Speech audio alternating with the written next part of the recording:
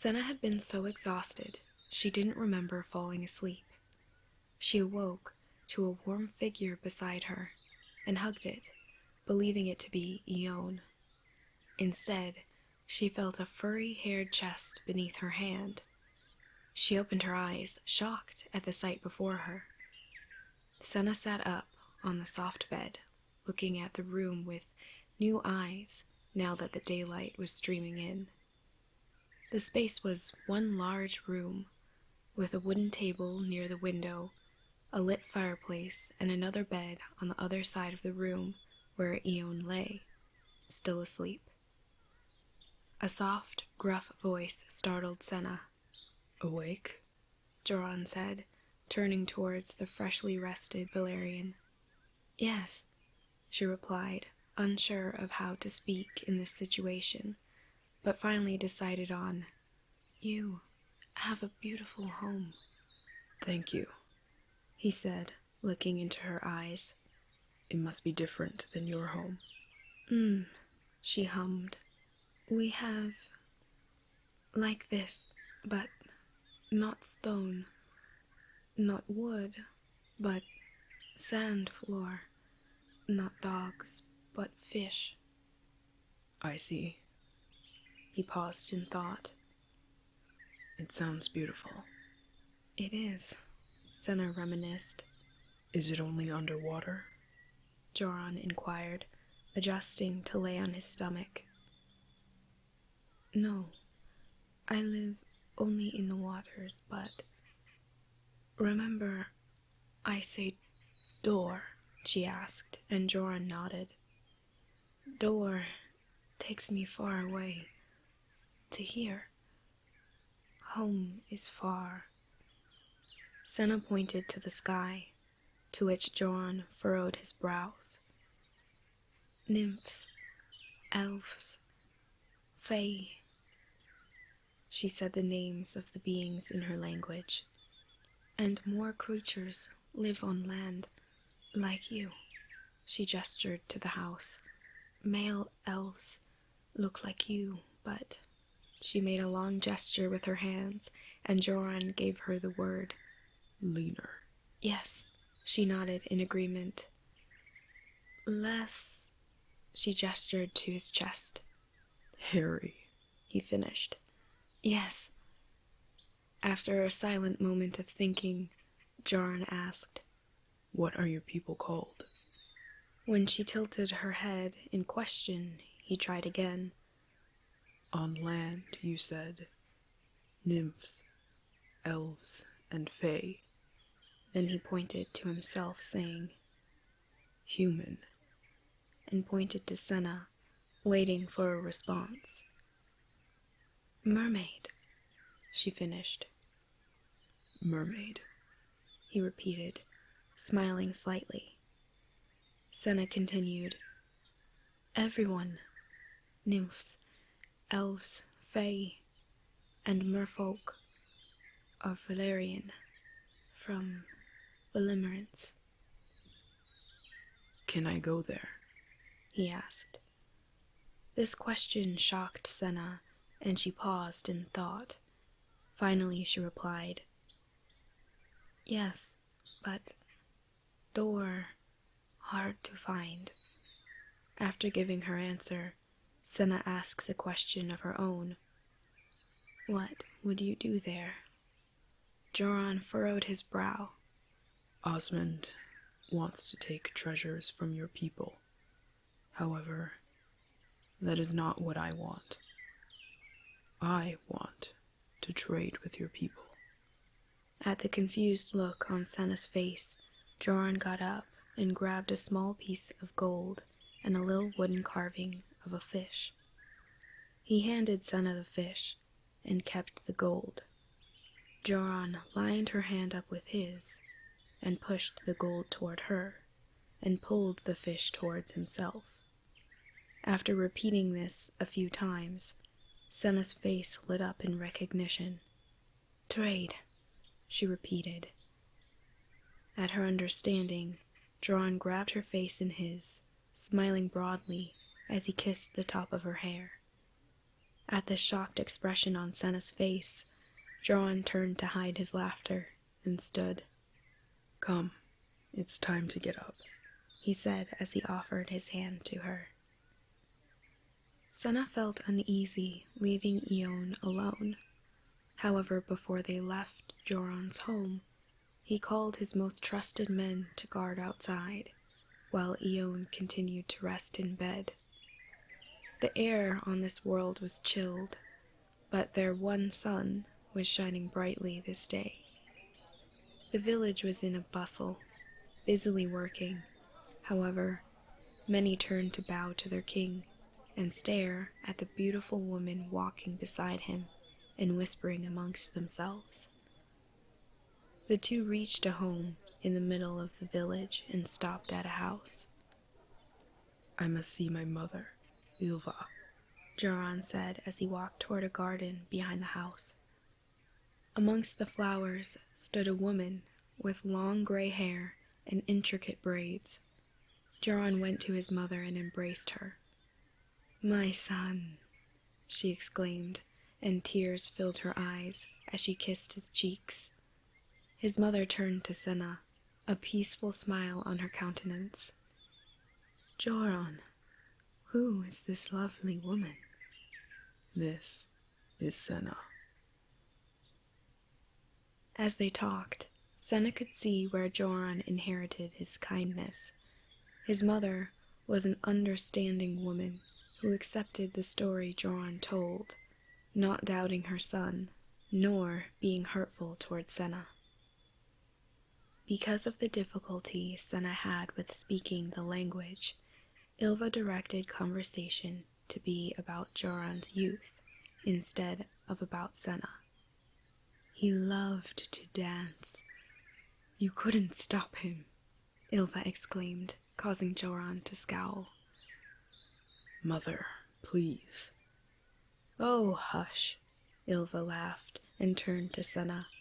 "Maybe you'll see him dance tonight." "Tonight? Why?"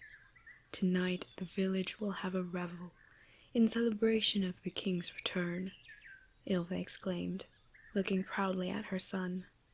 "There will be dancing, drinking, and merriment around the fire." Sena looked to Jorron and beamed, saying, "Will you dance?" He frowned in response, quickly replying, "No." Sena could tell that Eione and Torben had taken a liking to one another, which pleased her.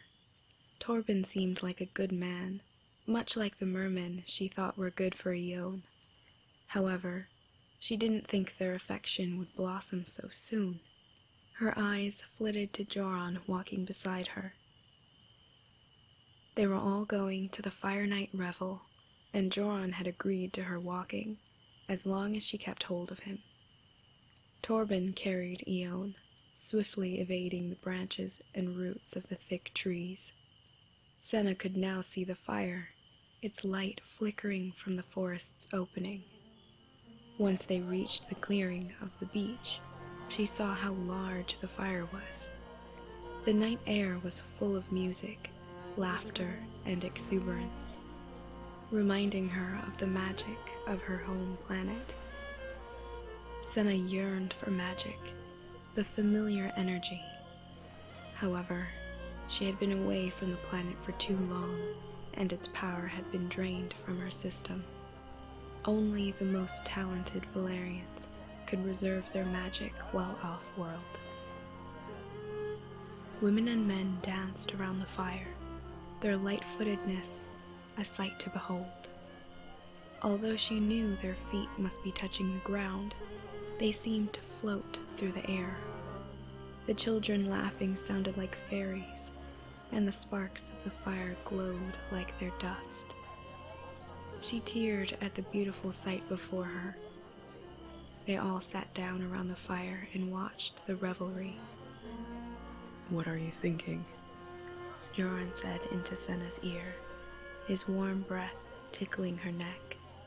"It's wonderful," she exclaimed, not daring to look him in the eye. Instead, she turned to Torben holding out her hand. "Dance with me." He smiled in return, taking her hand. He led her to the circle of dancers, and as she left, she turned and saw Jorron in the corner of her eye.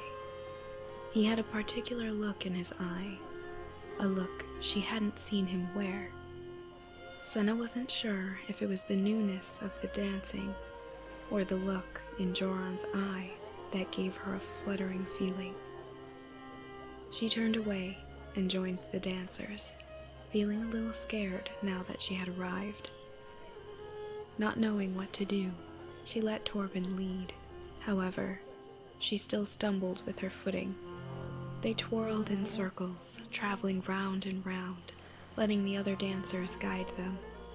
As she spun, Sena could see the faces of those sitting around the fire pass by in a blur. She saw Eione, Jorron, Ylva, and Osmond.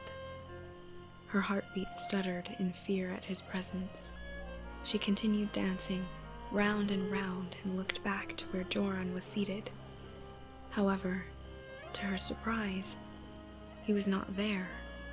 She turned back, only to be swept along with Torben and the other dancers. She frantically tried to see his seat, when a hand grasped her arm and stopped her dancing. Sena looked up in shock. "May I dance with you?" Jorron said, his deep voice carrying to her ears over the loud sounds around her. She relaxed, seeing Jorron, and replied with enthusiastic nods. The music changed, and so did the dance.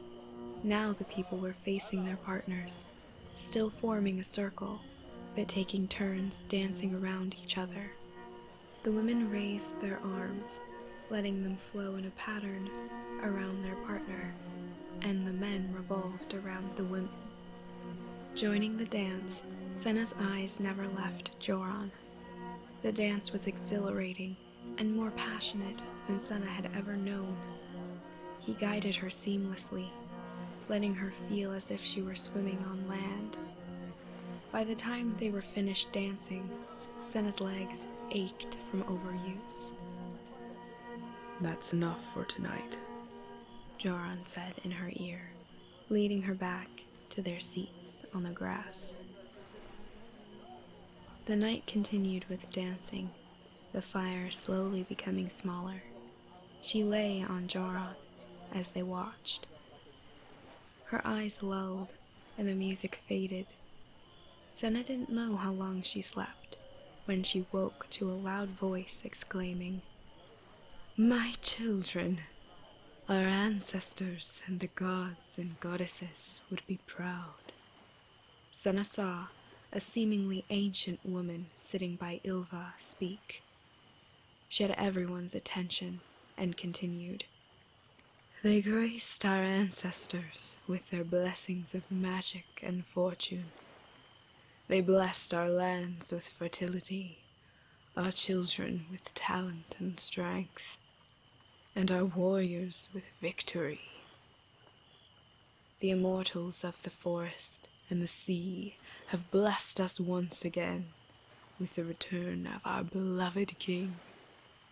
As the people cheer for their just ruler, she continues, "Who has brought 2 beautiful selkies." The people cheer once again, their roar resounding. "Let us feast in honor of Odin. May the Valkyries choose wisely who is brought to Valhalla," she cries above the roaring crowd. Sena's eyes went wide at the word of Valhalla. The word was different than in the language of her homeworld, but it caught Sena's attention. She thought to herself, if they hadn't seen those Valkyries in centuries, then could they be speaking of? Her thoughts were interrupted by a drunk Osmond, and Sena felt Jorron's body straighten. "My king!" Osmond put an arm over Jorron, smiling lazily. "Is my apprentice serving you well?" His eyes flitted to Sena. "Yes." Jorron replied, continuing to look at the fire.